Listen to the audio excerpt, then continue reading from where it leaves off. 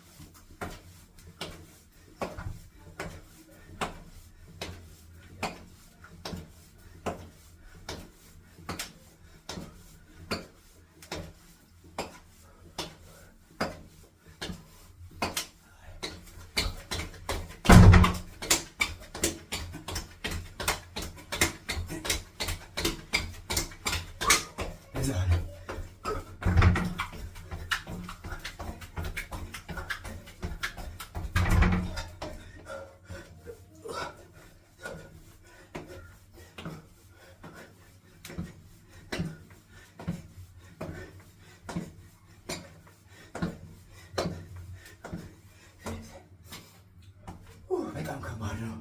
ስኳታችን እንገባለን።